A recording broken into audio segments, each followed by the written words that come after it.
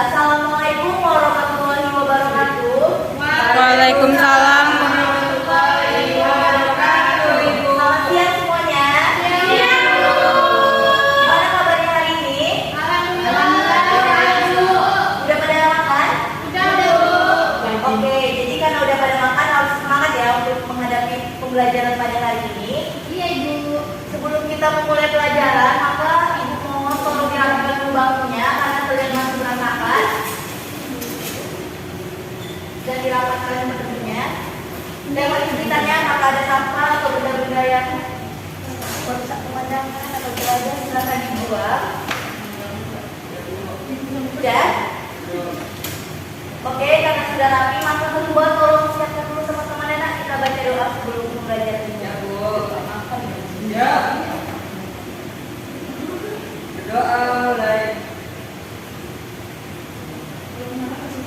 Selesai. Beri salam. Assalamualaikum warahmatullahi wabarakatuh. Waalaikumsalam warahmatullahi wabarakatuh. Baik, sebelum kita mulai pelajaran kita akan terlebih dahulu ya. Video tadi ya. Hadir, Bu. Bida Mediola. Saya Bu. Yoni kita. Tidak, Bu. Dia tadi pulangku perlu sakit. Rizky. Hadir, Bu. Nurmawati Sukma. Belum kalian lagi. Afifah. Hadir, Bu. Baik, kita lanjut pelajaran kita hari ini ya. Baik, Bu. Baiklah, pada hari ini kita akan kembali mempelajari pelajaran sejarah Indonesia. Yang mana pada minggu ini kita akan membahas mengenai kehidupan bangsa Indonesia pada masa liberal dan demokrasi terpimpin. Namun sebelumnya, apakah ada yang masih ingat minggu kemarin kita membahas materi mengenai apa? Ini, Bu, tokoh nasional. Tentang tokoh nasional, Bu.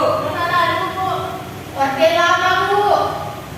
Oke, salah ya semuanya. Jadi pada minggu lalu kita itu mempelajari mengenai upaya bangsa Indonesia dalam menghadapi ancaman disintegrasi bangsa seperti PKI Madiun 1948, DITII, APRA, Andi Aziz, RNS, PNRI, Permesta dan juga G30 SPKI. Apakah anak-anak ada masih ingat mengenai salah satu materi yang ada pada minggu lalu? Tidak perlu PKI aja, Bu. Ingat, Bu. Oke, sebelumnya kita akan bahas secara garis besar aja yang mengenai disintegrasi bangsa, yang mana disintegrasi bangsa itu adalah sebuah keadaan di mana tidak bersatu padu dan menghilangnya keutuhan atau persatuan suatu bangsa yang akan menyebabkan perpecahan. Dan pada minggu lalu kita sudah mempelajari mengenai berbagai disintegrasi bangsa yang dihadapi oleh Indonesia pada masa itu. Dan untuk minggu ini kita akan belajar mengenai kehidupan bangsa pada masa demokrasi liberal dan juga terpimpin. Adapun tujuan pembelajaran pada hari ini yaitu mengetahui mengenai demokrasi liberal dan terpimpin, mengetahui memahami mengenai demokrasi liberal dan juga terpimpin, serta menganalisis mengenai kehidupan bangsa Indonesia pada demokrasi liberal dan terpimpin. Oke, untuk kali ini kita akan belajar mengenai video pembelajaran yang telah ada, yang mana disimak videonya baik-baik karena ini akan menjelaskan mengenai pembelajaran kita hari ini, dan tentu nantinya ini akan berguna untuk anak-anak semua karena kita ada diskusi kelompok yang nantinya, jadi silakan disimak. Sebelumnya kita akan bahas yang pertama itu mengenai demokrasi liberal. Sebelum kita menonton video ini, apakah ada yang tahu apa itu demokrasi liberal? Demokrasi yang bebas. Demokrasi yang bebas, Bu. Ada lagi pendapat lain? Bebas berdemokrasi, Bu. Baik, yuk kita simak aja ya video penjelasannya. Iya, Bu. Jadi yang pertama kita akan membahas apa itu demokrasi liberal. Silakan dilihat ya anak-anak.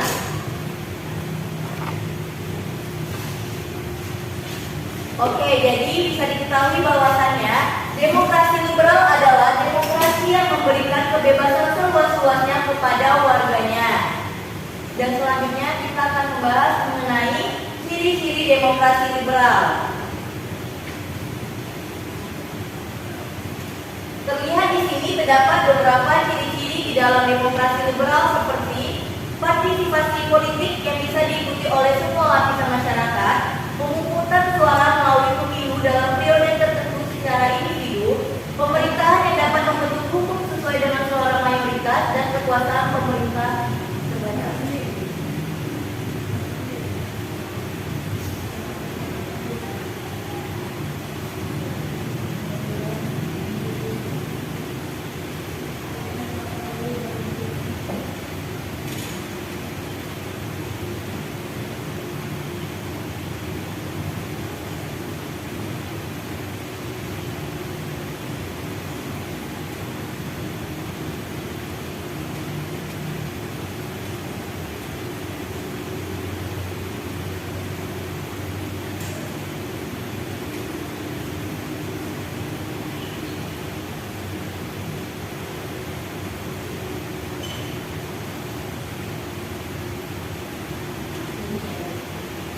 Oke, jadi sebelum kita membahas lebih lanjut mengenai kabinet-kabinet yang ada, bisa diketahui bahwasannya pada masa ini sangatlah banyak terjadi pergantian kabinet-kabinet pada masa itu. Adapun jatuh bangunnya kabinet-kabinet yang berkuasa pada masa ini disebabkan oleh kegagalan-kegagalan dalam mengendalikan pemerintahan, sehingga terbentuklah berbagai macam kabinet-kabinet yang ada pada masa itu.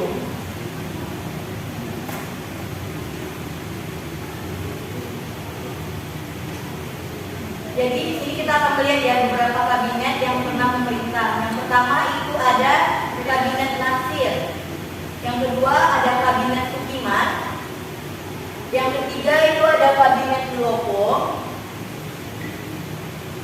Yang keempat itu ada kabinet Ali Sastro Atmojo I. Yang kelima kabinet Burhanuddin Harahap. Yang ketiga kabinet Ali Sastro Atmojo II. Yang ketujuh adalah kabinet Juanda. Jadi bisa diketahui bahwasannya di dalam masa demokrasi liberal ini terdapat 7 kabinet yang memerintah pada masa itu. Perlu diingatkan lagi, mengapa pemerintahan kabinet ini sangatlah banyak dan silih berganti karena terjadinya kegagalan-kegagalan dalam mengendalikan pemerintahan.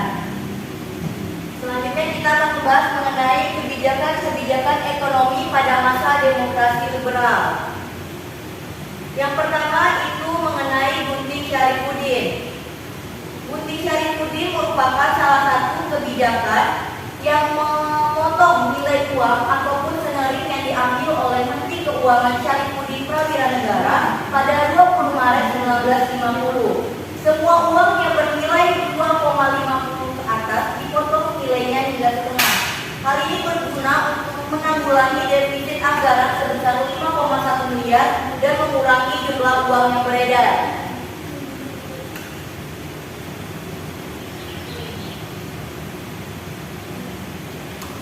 Adapun kebijakan ekonomi lainnya yaitu Gerakan Benteng, yang mana program Gerakan Benteng ini adalah salah satu kebijakan ekonomi yang bertujuan untuk mengubah struktur ekonomi kolonial menjadi struktur ekonomi nasional dengan menumbuhkan pengusaha Indonesia lewat kredit. Akan tetapi program ini gagal karena pengusaha tidak mampu bersaing dan malah berdampak negatif dengan defisit anggaran yang dihasilkan melebihi 3 miliar pada tahun 1952.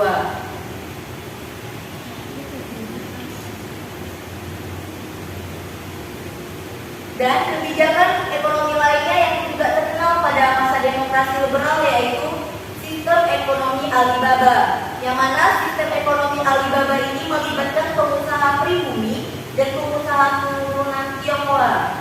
Yang lewat programnya, pengusaha keturunan Tionghoa ini diwajibkan melatih tenaga pribumi dan imbalannya mereka akan mendapatkan bantuan kredit dan lisensi dari pemerintah pada masa itu.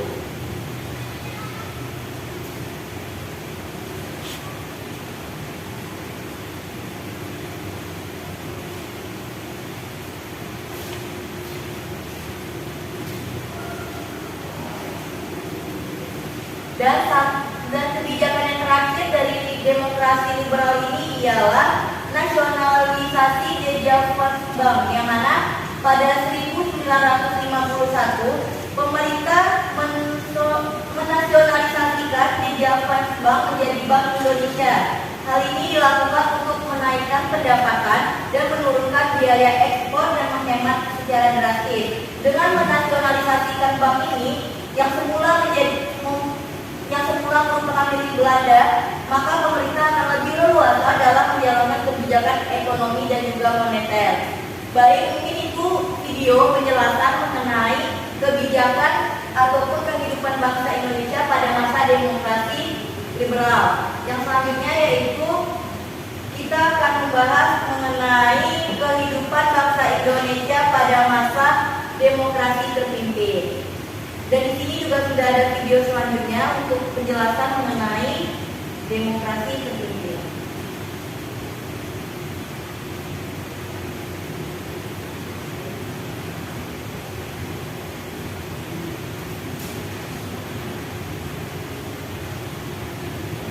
Selamat pakai anak-anak. Oke. Tujuan terpimpin lain sebagai jawaban atas keadilan politik pada masa demokrasi liberal. Ya, jadi demokrasi terpimpin itu merupakan suatu jawaban atas ketidakstabilan politik yang ada pada masa demokrasi liberal.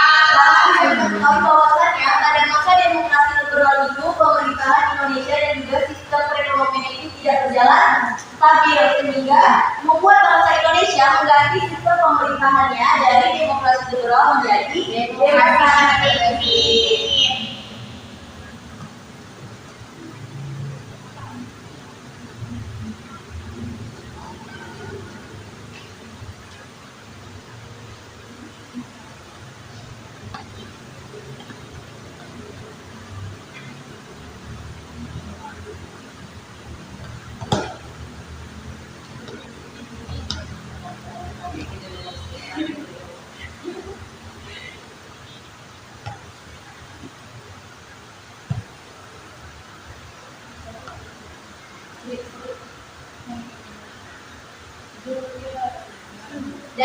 Dan juga demokrasi terpimpin ini lahir dengan dilatar belakangi oleh berbagai hal. Yang pertama, dari segi keamanan banyaknya gerakan separatis yang muncul, kemudian juga dari segi politik konstituante gagal menyusun undang-undang baru. Dari segi ekonomi banyak program-program yang tersendat, dan juga lahirnya presiden pada masa itu merupakan awal dari terbentuknya demokrasi terpimpin.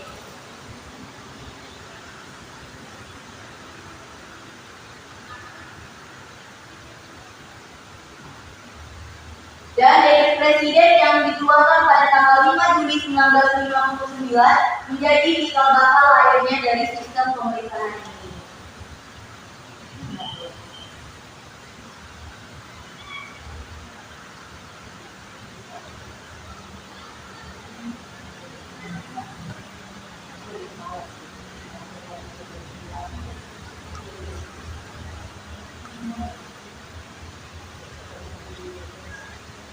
Adapun isi dari dekret Presiden 5 Juli 1959 yaitu membubarkan Badan Konstituante, kembali ke Undang-Undang 1945 dan tidak berlakunya lagi Undang-Undang Dasar sementara 1950, dan juga melakukan pembentukan MPRS dan juga DPRS.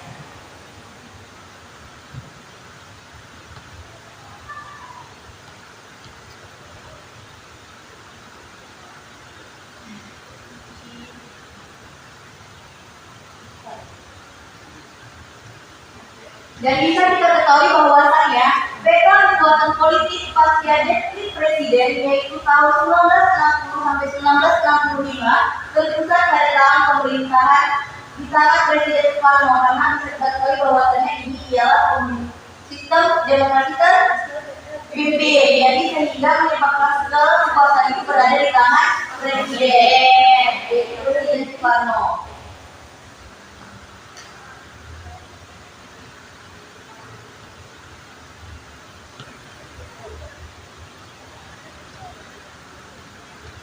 Dan pada masa itu Soekarno memegang seluruh kekuasaan dengan TNI Angkatan Darat dan PKI pun dikesampingkan.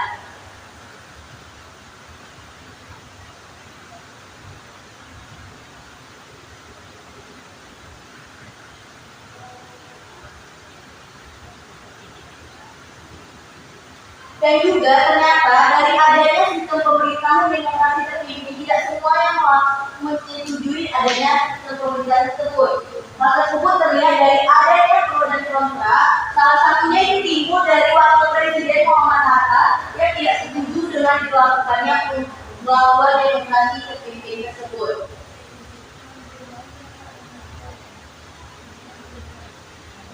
Dan sebagai bentuk penolakannya, wakil presiden ini pun mengundurkan diri sebagai wakil presiden pada masa itu.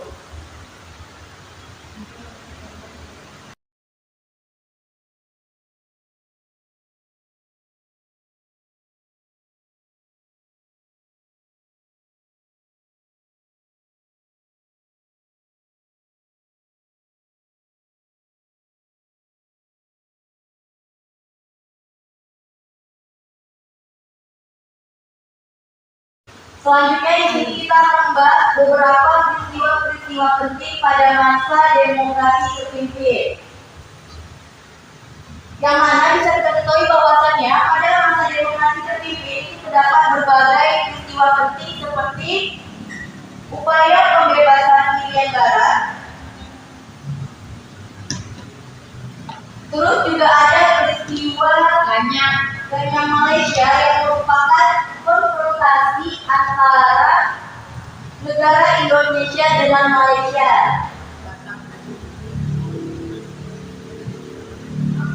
Kemudian juga ada peristiwa G30 SPKI.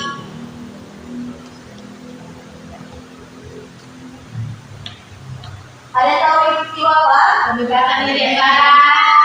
Yaitu merupakan pembebasan Irian Barat yang dilakukan melalui berbagai upaya dan cara. Yang pertama yaitu diplomasi, melakukan perundingan bilateral, sidang PBB dan juga dukungan di PAA. Yang kedua melalui konfrontasi ekonomi dengan cara memblokir bisnis orang Belanda di Indonesia. Yang ketiga dengan melakukan konfrontasi militer, membentuk komando dengan Trikora pada tahun 1961. Ya, jadi Trikora itu merupakan salah satu upaya untuk membebaskan Irian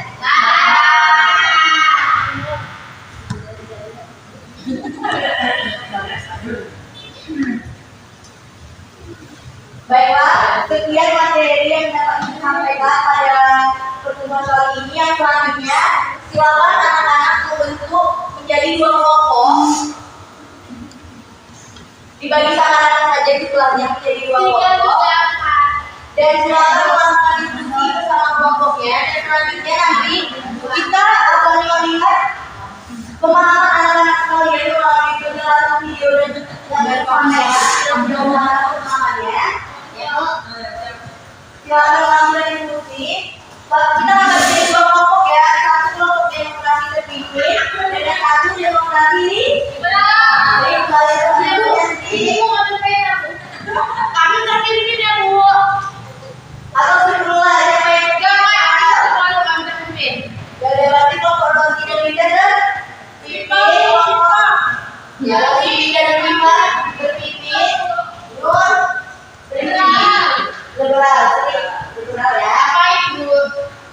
Lakukan diskusi lalu nanti masing-masing kelompok semuanya akan maju ke depan dan akan menceritakan kembali mengenai demokrasi yang ada dan diceritakan secara gantian ya. Jadi mulai itu akan dibilang karena itu dari jawaban teman-teman kalian tidak hanya satu orang saja yang bercerita. Jadi untuk ini kemarin diskusi terlebih dahulu selama kurang lebih 10 menit.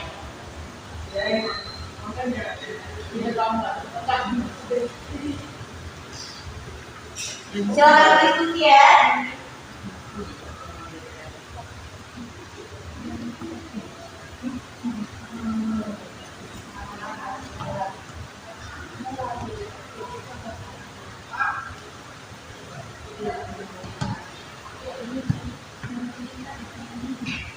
Mau dijelaskan secara singkat juga boleh, kalau bisa diceritakan dengan pengalaman yang masing-masing, tidak perlu terpaku pada teks ataupun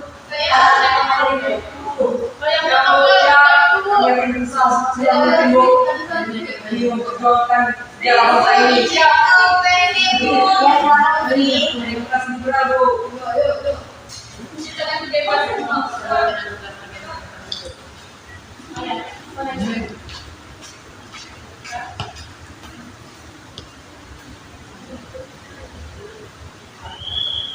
Ingat ya, diciptakan secara bergantian, jadi bukan hanya satu orang saja.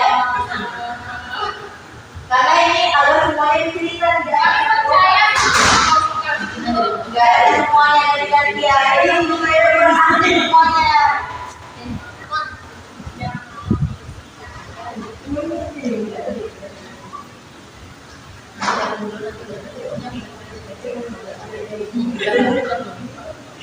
Ya, Bu.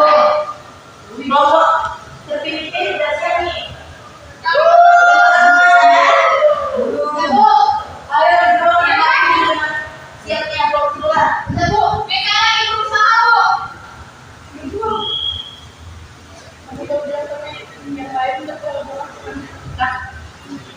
Waktunya tinggal 5 menit lagi ya. Ya, Bu. Udah siap, Bu. Udah siap? Ya. Tidak, tangan-tangannya pindah.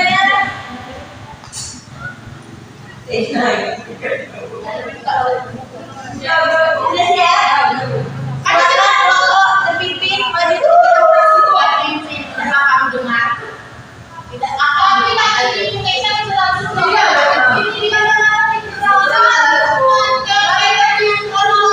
Sesuai tuntutan kegiatan.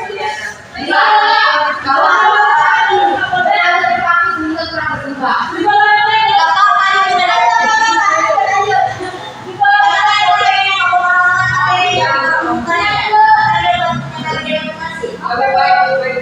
Oke, baiklah, kami akan mendiskusikan beberapa kami mengenai demokrasi sipil. Yang mana kita ketahui merupakan oh iya, kami dari kelompok 1 yang beranggotakan saya sendiri, Indah Rebiola, biasa dipanggil Indah Red, Raffi Okaria Saudi, dan juga teman saya Afifah.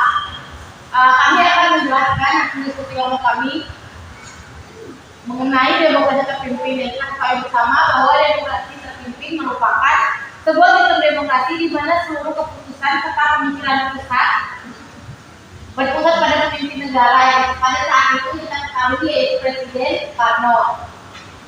Konsep sistem demokrasi terpimpin pertama ditemukan oleh Presiden Soekarno dalam pembukaan sidang konstituante pada tanggal 10 November 1956. Demokrasi terpimpin ini dimulai pada tahun 1957 yang dimulai karena sebagai demokrasi parlementer atau demokrasi liberal yang ditandai dengan pemunduran Ali Sastra Widodo sebagai Perdana Menteri.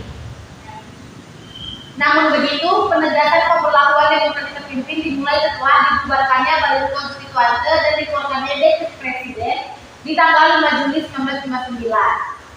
Demokrasi terpimpin adalah demokrasi yang dipimpin oleh sila keempat Pancasila. Selanjutnya akan dijelaskan oleh rekan saya Rosi Oktariantoni.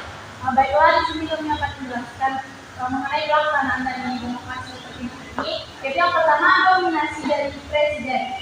Yang kedua, yang terbatasnya peran partai politik. Yang ketiga, berkembangnya pengaruh komunis. Dan yang keempat adalah turunnya peran aktif atau TNI sebagai unit sosial politik. Selanjutnya akan dilakukan oleh Baiklah, selanjutnya dari pelaksanaan demokrasi terpimpin yang kelima yaitu adanya rasa gotong royong. Yang keenam, tidak mencari kemenangan atas golongan lain. Yang ketujuh, selalu mencari sintesa untuk melaksanakan amanat penderitaan rakyat. Dan yang terakhir itu untuk melarang propaganda anti nasako dan mendaki konsultasi bersama aliran progresif revolusi. Udah? Itu saja dari kelompok kami, dan kami mohon maaf. Selamat siang, terima kasih. Masih apa dulu? Terima kasih kepada kelompok 1 atas penjelasannya. Selanjutnya kepada kelompok 2 ini silakan. Ayo guys, ayo dari kelompok. Lebih kamu lagi kita selesai ya. Bisa boleh silakan dulu. Maka kita mulai kalian dua ini tidak menghargai yang Assalamualaikum warahmatullahi wabarakatuh. Waalaikumsalam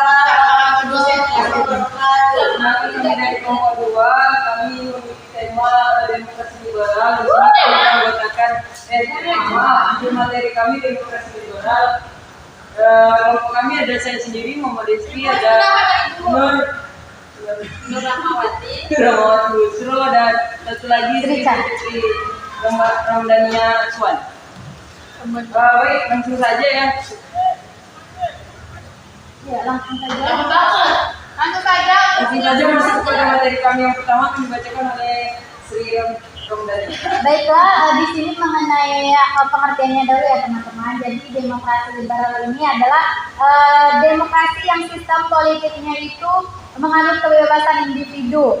Nah, secara konstitusional ini dapat diartikan sebagai hak-hak individu dari kekuasaan pemerintah. Nah, jadi semasa demokrasi liberal ini setiap individu itu dibebaskan untuk berpendapat.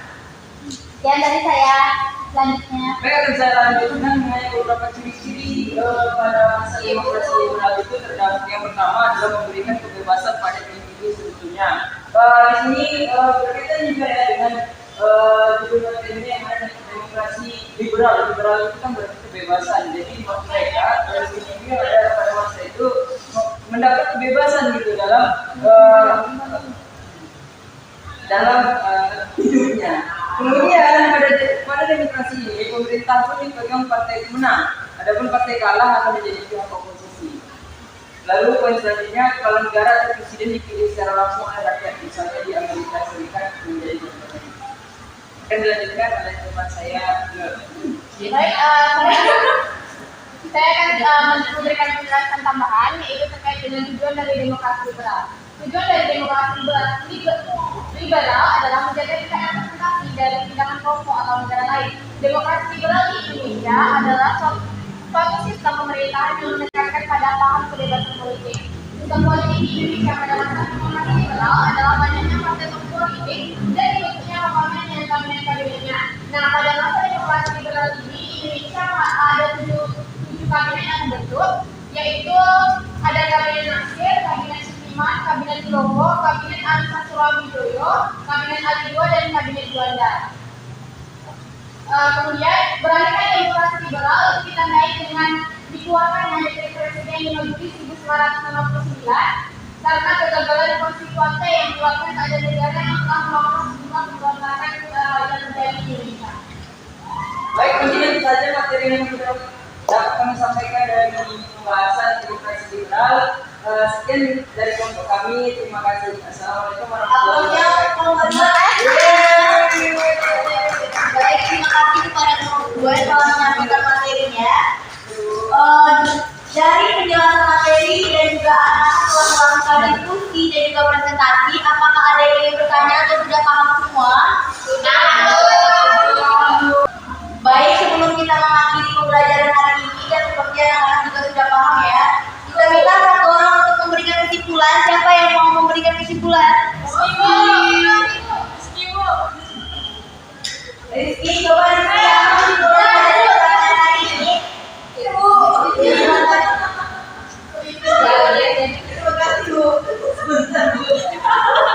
Coba Rizky. Apa kesimpulannya hari ini dari pelajaran yang kita pelajari? Cepat kamu istirahat dulu. Sabar ya Rosi.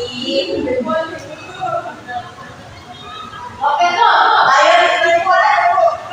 Kesimpulan yang dapat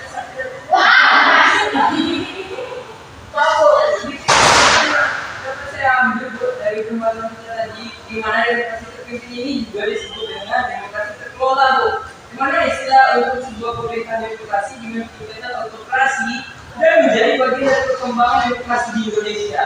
Nah, itu kemudian demokrasi liberal, yang mana demokrasi liberal ini merupakan sistem politik yang menganut kebebasan individu, di mana secara konstitusional ini diartikan sebagai hak individu dari kekuasaan pemerintah. Oke.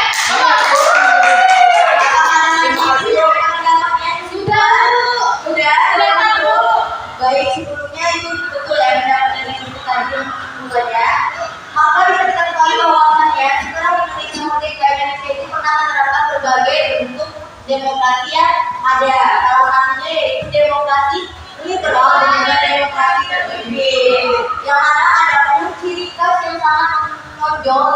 perbedaan kedua demokrasi itu ya, demokrasi liberal itu dikendalikan oleh jadi bebas.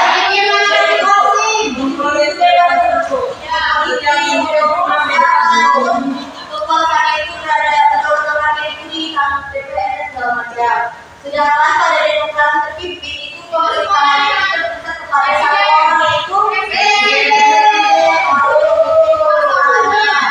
dan juga bisa kita ketahui pada demokrasi liberal itu terjadi bergantian kabinet sebanyak 3 kali.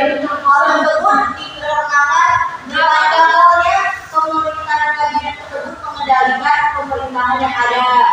Sehingga dari kegagalan yang ada di demokrasi liberal, maka lahirlah suatu demokrasi baru yaitu demokrasi terpimpin. Demokrasi terpimpin. Ya, jadi demokrasi terpimpin itu merupakan jawaban dari ketidakstabilan yang ada di demokrasi liberal itu. Baik, ini sekian materi kita pada hari ini. Untuk tugas di rumah, silakan anak-anak memahami materi selanjutnya untuk minggu depan dan juga diperdalam lagi materi minggu ini. Nanti akan di-share di WA untuk lebih jelasnya. Baiklah, kalian punya